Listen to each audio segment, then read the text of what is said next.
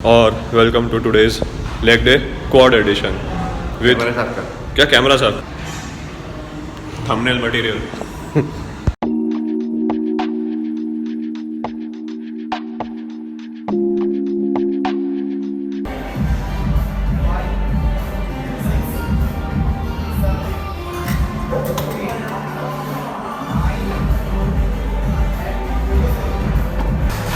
Very rare sight of Swayam squatting. ये कभी हम वीडियो में दिखाते नहीं हैं, but considering his height he 6'3", उसका स्क्वाट बहुत ही अच्छा है।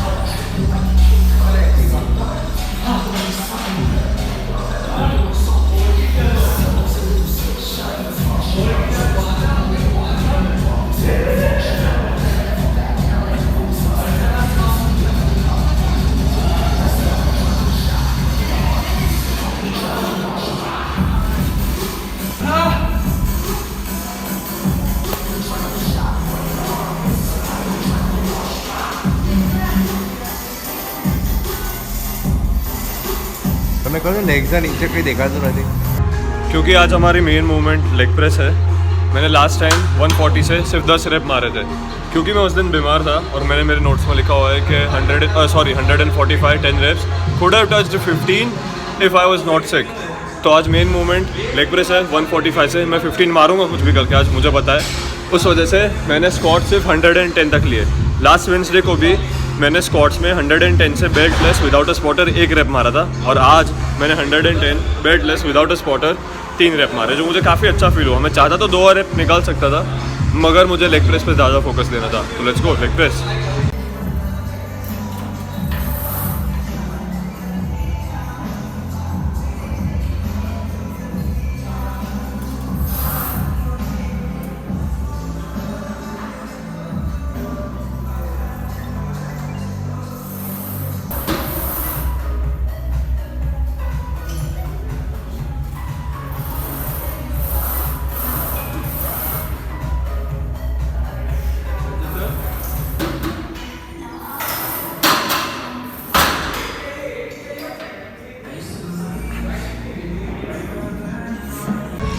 Okay, final set, working set 145 15 kgs 145 15 reps, let's go. Okay, trying something completely new just so that तुम लोग मेरे वीडियोस देखते देखते बोर ना हो जाओ। मैंने काफ़ी बार कहा है कि मैं चाहता हूँ कि मैं एक माइक बाय करूँ, मगर मैं एक सस्ता माइक बाय नहीं करना चाहता। फिर मेरे दिमाग में, चाहे उसकी क्वालिटी एक मिड लेवल पे भी क्यों ना हो और उसकी कॉस्ट अराउंड 4-5,000 हो, मैं उसमें उतना स्पेंड नहीं करना चाहता, क्योंकि मेरा माइंड सेट ऐसा है कि एक बार अगर मैं वो माइक ले लूँगा तो मैं फ्यूचर में जाके सपोज एक DJI का माइक अगर लेता भी हूँ तो मुझे इस माइक को बाय करने में काफ़ी रिग्रेट होगा।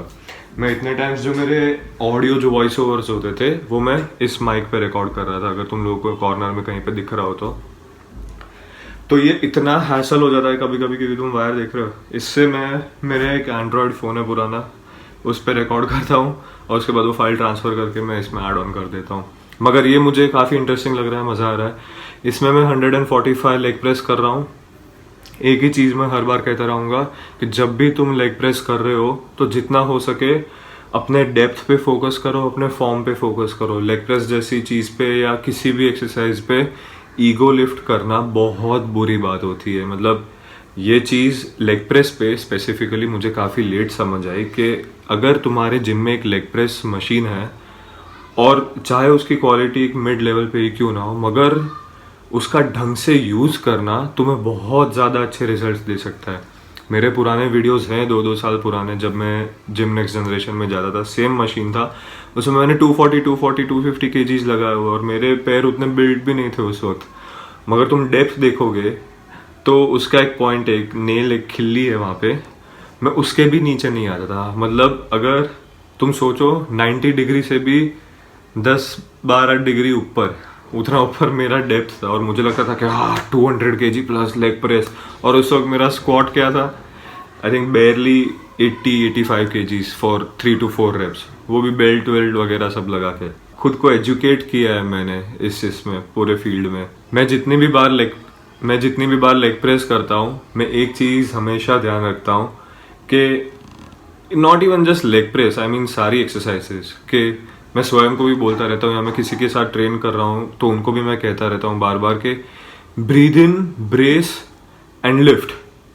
और तुम मेरा अगर लेग प्रेस चेक करोगे, मैं जब ऊपर की पोजीशन में हूँ, मैं एक लंबी सांस ले रहा हूँ, ब्रेस, मैं नीचे आ रहा हूँ और फिर पुश कर रहा हूँ, ये देखो, एंड पुश। ये जो फेल होता हूँ मैं इसमें, मुझे बहुत अच्छा लगता है। आई एम श्योर अगर स्वयं मेरे साथ यहाँ पे ना होता तो मैंने लास्ट टाइम जो मैं बीमार था तब 10 रेप मारे थे, तो शायद मैं इसमें 12 क्रॉस ना कर पाता, और मैंने 15 टच किए। So I was very very happy. फट गई ऑनेस्टली, आई मीन ऐसा ही सेट होना चाहिए। मैं काफ़ी मिनट तक बोलने की कंडीशन में नहीं था। अब मुझे नहीं पता कि मैं लेग एक्सटेंशन कैसे परफॉर्म करूँगा। मैंने लास्ट टाइम बीमारी की हालत में भी 13 रेप खींचा के निकाल लिए थे, और 100 kg से मुझे नहीं पता कि मैं 13 भी टच कैसे करूँगा इतना हैवी लेग प्रेस मारने के बाद और इंटेंस लेग प्रेस मारने के बाद। तो फिर मैं 13 क्रॉस कैसे करूँगा, बट लेट्स गो, करेंगे कुछ भी करके, देखते कैसा जाता है। इस जिम की सारी बातें इक्विपमेंट वाइज, सेटअप वाइज बहुत अच्छी है। सिर्फ एक चीज़ जो मुझे जब से मैंने यहाँ पे रिकॉर्ड करना शुरू किया वो थोड़ी बहुत बॉदर हुई है। सबसे पहले तो प्लीज़ इग्नोर करना, मैं प्रॉब्ली जूम कर दूंगा वो पार्ट। हाँ, सबसे पहले तो कि मुझे जो लेग एक्सटेंशन का मशीन है जो पूरे जिम के सबसे कोने में है एक, तो मैं वहाँ पे किसी भी तरह के कोई भी एंगल्स नहीं ढूंढ पाता हूँ। और जो दूसरी सबसे बड़ी अनोइंग चीज़ होती है मेरे वीडियोस में वो होता है स्वयं। मजाक कर रहा हूँ, I know he is watching this video, मगर मज़ा बहुत आता है उसके साथ ट्रेन करने में, ऑफ कोर्स। तो हाँ, इस वजह से मैं ऑलमोस्ट 9 महीनों से ढूंढता आ रहा हूँ कि मैं एक प्रॉपर, जब अकेला ट्रेन कर रहा हूँ, या तो फिर सिर्फ मैं और स्वयं, मैं या अमोल, या सिर्फ मेरे साथ कोई दूसरा मेरा दोस्त हो, हम ट्रेन कर रहे हो and I need their support और असिस्ट, तो मैं मेरा फ़ोन कहाँ प्लेस कर पाता मेरे लेग एक्सटेंशंस के टाइम। मैंने काफ़ी 1-2 वीडियोस पहले पूरा वो रेडीमेड बारबल के ऊपर बॉटल रख के, फ़ोन रख के फिर एक वीडियो रिकॉर्ड किया था, पर मुझे एक सामने वाला एंगल भी चाहिए था जहाँ पे आप लोग मेरे क्वाड्स ढंग से देख सको, टेम्पो देख सको कि वेट कितना स्लोली वापस नीचे मूव हो रहा है, और मैं एक्चुअली 100 kg लेग एक्सटेंशन पे यूज़ कर रहा हूँ। तो मैंने सोचा कि ओके, ये एग्जैक्टली वही जगह है जहाँ मेरा चेस्ट प्रेस वाला मशीन है, आपने किसी भी वीडियो में देखा होगा, तो ये उसका पीछे वाला पार्ट है। तो मैंने उसके एक पट्टे पे वहाँ पे मेरा फ़ोन एडजस्ट करके रख दिया था उस वक्त। लेग एक्सटेंशंस की अगर मैं बात करूँ तो टुडे इज़ 9th सितंबर, और ये वीडियो अराउंड 23 अगस्त का है। हाँ, तो मैंने उसके बाद वाले सेशन में अमोल और स्वयं एनी टाइम फिटनेस गए थे, जिसके बारे में मैंने इस वीडियो में बाद में बात भी की है। मैंने उस दिन भी वीडियो लिया था जब हम लोग एनी टाइम फिटनेस विजिट करके आए थे। तो वहाँ पे तो मुझे आइडिया ही नहीं था हम लोगों को भी कि इतना ज़्यादा वो वेट का इंक्रीमेंट है। आई थिंक 138 kg तक सारे वेट्स जाते हैं। तो वहाँ पे मैंने 103 पे 12 या 11 रेप्स हिट कर लिए थे। और यहाँ पे अब मैंने सागा फिटनेस में बीइंग स्ट्रॉन्ग के लेग एक्सटेंशन मशीन पे हम कह सकते हैं, मैंने 100 kgs में 15-15 रेप मारना शुरू कर दिया है। मैं 15 रेप्स टच होने लगा हूँ। तो एक चीज़ मेरे दिमाग में वही है कि मैं सिंगल लेग एक्सटेंशंस में काफ़ी अच्छे से अपने आप को इम्प्रूव कर सकता हूँ, क्योंकि वो अभी भी मेरा 40 kg से ही अटका हुआ है। तो मैं वहाँ पे जैसे जैसे आगे जाऊँगा मेरे लिए शायद डबल लेग एक्सटेंशन और भी ईजी हो जाएगा। और दूसरा, डबल लेग एक्सटेंशन करते वक्त मैं बहुत ज़्यादा टेम्पो ऐड कर सकता हूँ। जैसे कि मैं कॉन्ट्रैक्शन प्रोबेबली 5 से 10 सेकेंड होल्ड कर सकता हूँ और मैं नीचे आने का टाइम 10 सेकेंड कर सकता हूँ। तो मेरे लिए शायद 6 या 7 रेप निकालना भी बहुत ज़्यादा डिफिकल्ट हो जाएगा। तो अगर आप लोग भी किसी जगह पे अटक गए हो और आपका भी सेम सिचुएशन है, तो try adding in more tempo, या तो फिर ड्रॉप सेट्स ऐड करो, कुछ भी करो, but achieve failure in any way possible. Let's go स्वयं, चल।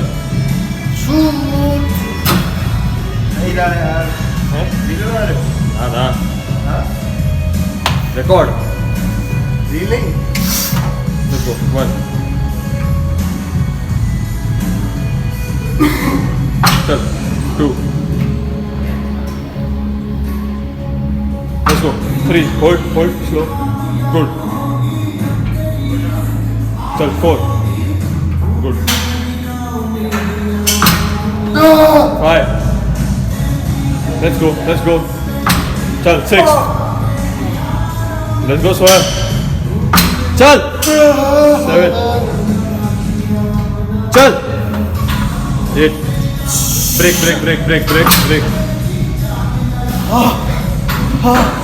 1, 2, 3. 9. Let's go Swayam. Slow. बहुत सरस. चल 10. थसे स्वयं थसे. एक रेप. Let's go. चल पुश. बहुत सरस. Slow push. चल लास्ट 2. ये चतुर है.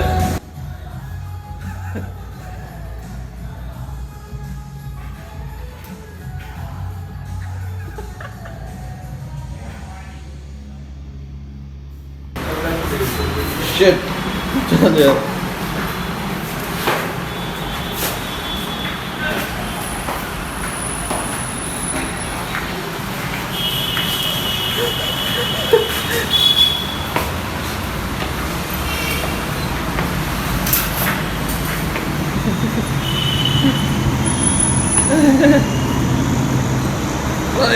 खबर है कोई ऑब्जेक्ट जो है ना ऑटोमेटिक है ना साउंड इमेजिन करे. एक मिनट. पीपी. हाँ यार.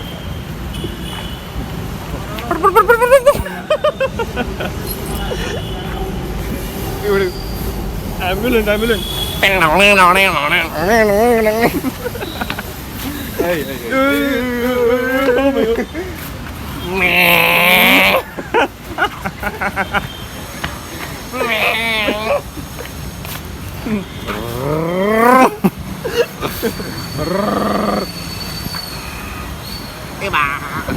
बाद में Tule dole video.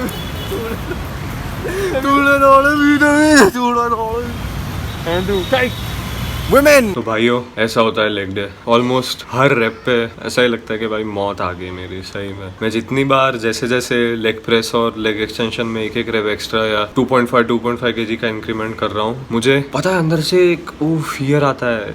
कोई भी बॉडी मूवमेंट करने से पहले ऐसा फील होता है कि शिट मैं कैसे करूँगा ये, मगर अंदर से एक और आवाज़ आती है. ये फेवरेट डे है मेरा. मैं इसीलिए तो इस चीज़ को, इस वर्कआउट को इतना पसंद करता हूँ. मैं ये करूँगा और मैं ये ओवरकम करके दिखाऊंगा. वही तो थ्रिल है मतलब लेग डेज का. सही में कंप्लीटली डिफरेंट डे, मगर आज भी लेग डे था, क्वाड एडिशन. और रक्षाबंधन होने की वजह से सागा फिटनेस बंद था आज, तो मैं स्वयं और अमोल एनी टाइम फिटनेस गए थे. मैं बहुत पहले भी एनी टाइम फिटनेस विजिट कर चुका हूँ, मगर तब मुझे उतनी समझ नहीं थी कि जो लेवल ऑफ इक्विपमेंट और जो क्वालिटी ऑफ इक्विपमेंट्स वहाँ पर है वो मैं किस तरह से यूज कर सकता हूँ. तो उस वक्त मेरा ओपिनियन यही था कि ये क्या जिम है, ये मतलब क्यों है, मुझे समझ ही नहीं था उतना. पर जब मैं आज जाकर आया वहाँ पे तब मुझे रियलाइज हुआ कि भाई हैमर स्ट्रेंथ के इक्विपमेंट्स एक्चुअली बहुत ज्यादा अच्छे हैं. मुझे ऑनेस्टली प्यार हो गया वहाँ के मशीन से. द लेवल ऑफ स्मूथनेस जो हैमर स्ट्रेंथ और लाइफ फिटनेस के मशीन्स प्रोवाइड करते हैं, जो सीधा almost close to perfect impact on the muscle you are training while using the machine, बहुत ज्यादा अच्छा लगा मुझे. और वहाँ के मशीन्स की वजह से it kind of forced me, मुझे अंदर से आवाज आ रही थी कि यहाँ पे भी एक मेंबरशिप ले लेनी चाहिए. सागा बहुत अच्छा जिम है, मगर अगर मेरे पास एनी टाइम फिटनेस की मेंबरशिप होती तो शायद मैं सुबह उठ के 4 बजे 5 बजे जिम जा सकता था, या तो फिर कभी भी मैं मेरे बैक सेशंस वहाँ पे लगा सकता था. नो वंडर अब मुझे पता चला कि साकेत को इवॉल्व के इक्विपमेंट्स इतने ज्यादा क्यों पसंद है, क्योंकि वहाँ पे सब हैमर स्ट्रेंथ है. बहुत ही अच्छे मशीन्स थे. अब वहाँ का वनडे पास 600 रुपए का था. हम ट्रेन सिर्फ लेग्स करने वाले थे, तो मैंने स्वयं ने और अमोल ने सोचा कि भाई अगर हम 600 रुपए खर्च कर ही रहे हमारे एक सेशन के पीछे, तो जितनी भी मशीन्स थी, उस वजह से मुझे पता है कि कैसा फील हुआ मुझे वहाँ पे. जितनी भी मशीन्स थी मैंने सारी एक ट्राई कर ली. ऑलमोस्ट मैंने हर मशीन पे 10-15 रेप निकाले, एनालाइज किया कि मुझे कैसा फील हो रहा है. मुझे बहुत अच्छा लगा. दूसरी अच्छी बात मुझे वहाँ पे ये लगी कि किसी तरह का न्यूसेंस नहीं था. होपफुली ये चीज हर एनी टाइम फिटनेस में हो, इंडिया के हर एनी टाइम फिटनेस में हो, मगर किसी तरह का ऐसा न्यूसेंस नहीं था कि लोग बहुत कम थे जिस टाइम पे मैं ट्रेन करने गया था. सपोजिंगली कि अगर मैं अर्ली मॉर्निंग भी जा रहा हूँ, वेरी अर्ली मॉर्निंग, या तो फिर अभी जिस टाइम पे मैं ट्रेन करता हूँ 10 बजे जैसे या 9:30 बजे जैसे, तो मैंने जो मैनेजर था और जो एक ट्रेनर था उनसे बात की, उन्होंने कहा कि म्यूजिक आप एडजस्ट करो, डजेंट मैटर, जिम में बहुत कम लोग होते हैं, ये टाइम पे यही लोग आते हैं। तो मैं अगर वहाँ जाके कुछ सेशंस के वीडियोस भी बनाना चाहता हूँ, अपने व्लॉग्स रिकॉर्ड करना चाहता हूँ, तो वो चीज़ बेस्ट है मेरे लिए अभी, क्योंकि मैं सागा में शायद उतना नहीं कह सकता कि आप वॉल्यूम थोड़ा डाउन करो, काफ़ी लोग आते हैं वहाँ पे, मगर यहाँ पे अगर मैं वॉल्यूम एडजस्ट करवा सकता हूँ तो well and good for me. Overall मुझे रियलाइज हुआ कि वो मशीन्स बहुत सेफ है हमारे जॉइंट्स के लिए। मैं इतने टाइम से बीइंग स्ट्रॉन्ग के इक्विपमेंट्स यूज कर रहा हूँ, तो ऑब्वियसली नो डाउट बहुत अच्छे क्वालिटी के इक्विपमेंट्स है, मगर obviously you can always compare कि जब तुम एक बेटर ब्रांड या इतने वेल नोन ब्रांड जो इतने सालों से है इंडस्ट्री में उसके इक्विपमेंट्स यूज करोगे, तब तुम्हें एक अच्छा आइडिया आएगा कि दोनों के बीच में डिफरेंस क्या है। और मुझे ऐसा फील हुआ ऑनेस्टली कि हैमर स्ट्रेंथ के इक्विपमेंट्स बहुत ज्यादा स्मूथ और ऐसे जॉइंट्स पे बहुत सेफ फील हो रहा था, रिजिड नहीं हो रहा था, वो बहुत ही, जितने भी मूवमेंट्स थे वो बहुत सॉफ्ट और सेफ फील हो रहे थे। एक और बात, मुझे हर वीडियो में एक एक करके मेरे टैटूज दिखाना है और उनका मीनिंग दिखाना है कि मैंने ये टैटू क्यों बनवाया था। जो मैंने ये बनवाया था, इफ यू कैन सी, ये 1910 है। अगर मैं इस एंगल से दिखाऊं तुम्हें तो 19.10 लिखा हुआ है।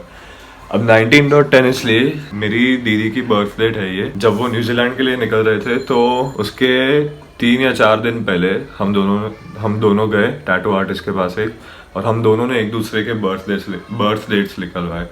रीजन वही कि she means a lot to me in my life. I mean वो मेरी थर्ड पेरेंट है, और बस वही था कि होता है ना, एक सिबलिंग लव होता है एक दूसरे के लिए, तो मुझे करवाना ही था। काफी टाइम से आइडिया था मेरे पास ये, तो हम दोनों गए, हम दोनों ने एक दूसरे के बर्थ डेट टैटू करवाए। उसके भी काफी टैटूज है, उसके 4 टैटूज है as far as I remember. तो मेरा यहाँ पे टैटू करवाने का बहुत टाइम से मन था ही, और मैं सोच ये रहा हूँ कि यहाँ पे दीदी की बर्थ डेट और थोड़े टाइम बाद उसके ऊपर पापा की और उसके ऊपर मेरे मॉम की बर्थ डेट, तो मुझे यहाँ पे चाहिए था कि तीनों ऐसे।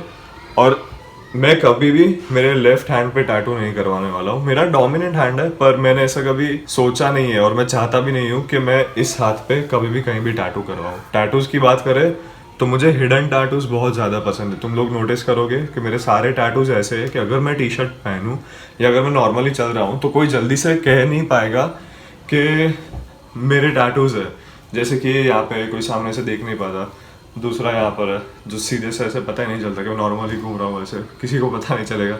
एक यहाँ पर है, एक यहाँ पर है, सब हिडन है। और मुझे पैच वर्क ज़्यादा पसंद है। डिफरेंस होता है, पैच वर्क वो होता है जो अलग अलग जगह पे अलग अलग छोटे छोटे या बड़े बड़े मीडियम साइज टैटूज होते हैं, और दूसरा जो फुल स्लीव वर्क होता है, एक बड़ा सा टैटू, एक बड़ा यहाँ पे टैटू या बड़ा फोरआर्म टैटू, बड़ा कहीं भी टैटू, मुझे वो पार्ट उतना नहीं पसंद, क्योंकि बहुत सारी चीज़ें ऐसी हो सकती है मेरे लिए जो अलग अलग मीन करती हो मेरी लाइफ में, और अगर मैं वो टैटू करवाना चाहता हूँ तो वो उस तरह से हो सकता है कि मैं छोटे छोटे अलग अलग जगह पे मेरे बॉडी पे अलग अलग टैटूज करवाऊँ, हिडन ऑब्वियसली। और छोटे टैटूज छुपाना यानी कि उनको हिडन रखना ज्यादा इजी होता है बड़े टैटूज से।